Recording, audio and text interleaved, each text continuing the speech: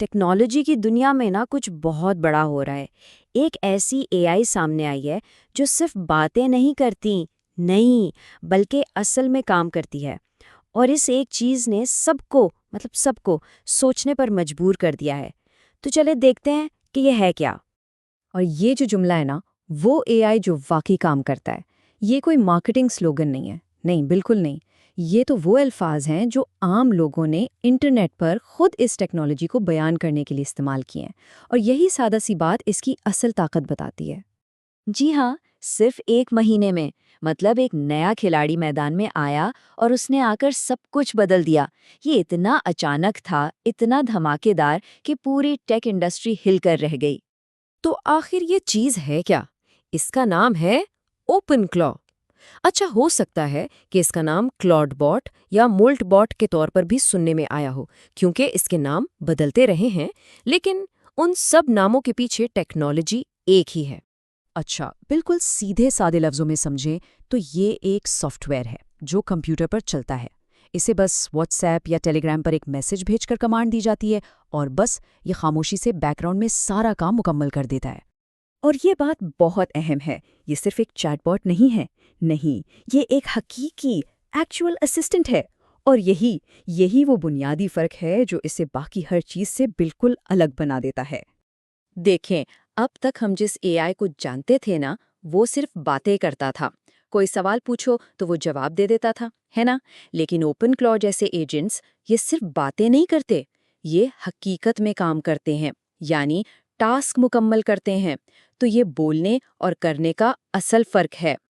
اچھا، تو کام کرنے کا اصل مطلب کیا ہے؟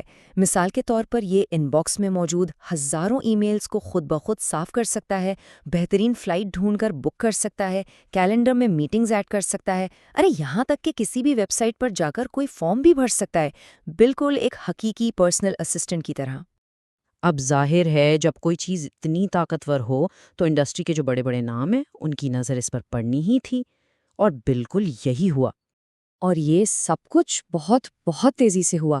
پہلے اوپن کلاؤڈ ریلیز ہوا، پھر یہ انٹرنیٹ پر جنگل کی آگ کی طرح وائرل ہو گیا، پھر فوراً ہی چیٹ جی پی ٹی بنانے والی کمپنی اوپن اے آئی نے اس کے بنانے والے پیٹر اسٹائنبرگر کو ہائر کر لیا، اور آخر میں اس ٹیکنالوجی کو اوپن سورس کر دیا گیا، یعنی اب ہر کوئی اسے استعمال کر سکتا ہے۔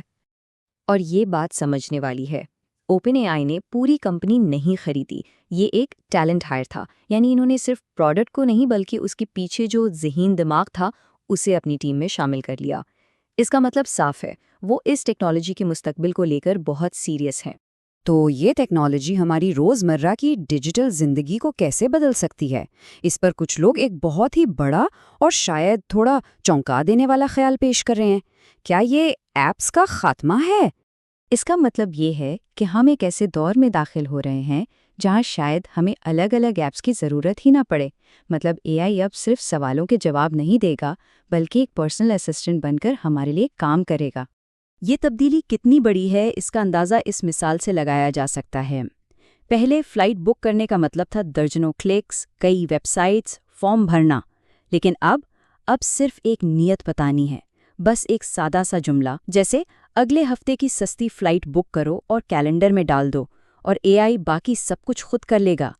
یہ بٹن دبانے سے نیت بتانے تک کا سفر ہے۔ تو ہم یہاں ایک بہت ہی تاریخی موڑ پر کھڑے نظر آتے ہیں، لیکن ہر بڑی تبدیلی کی طرح اس تصویر کے بھی 2 رخ ہیں۔ ایک طرف تو اس کے فائدے بالکل واضح ہیں، مصروف لوگوں، بزرگوں یا ان کے لیے جنہیں ٹیکنالوجی استعمال کرنے میں مشکل ہوتی ہے، یہ ایک بہت بڑی مدد ثابت ہو سکتا ہے۔ لیکن دوسری طرف اس کے ساتھ جڑے خدشات بھی بالکل جائز ہیں۔ سوچیں، اس اے آئی کو کام کرنے کے لیے ذاتی ڈیٹا جیسے ای میلز اور پاس ورڈز تک رسائی چاہیے ہوگی، اور یہیں پر پرائیویسی اور سیکیورٹی کے بہت سنجیدہ سوالات اٹھتے ہیں۔ تو خلاصہ یہ ہے کہ ہم کمپیوٹر استعمال کرنے کا ایک بالکل نیا طریقہ دیکھ رہے ہیں۔ وہ دور جہاں اے آئی سے صرف باتیں کی جاتی تھیں وہ اب ختم ہو رہا ہے، اور اب ایک ایسے دور کا آغاز ہو رہا ہے جہاں اے آئی ہمارے لیے کام کرے گا۔ تو آخر میں سوال یہی پیدا ہوتا ہے کہ اس مستقبل کے بارے میں کیا سوچا جائے؟ کیا یہ ایک دلچسپ موقع ہے جسے آزمانا چاہیے، یا پھر اس کے خطرات اس کے فائدوں پر بھاری ہیں؟ یہ واقعی ایک سوچنے والی بات ہے۔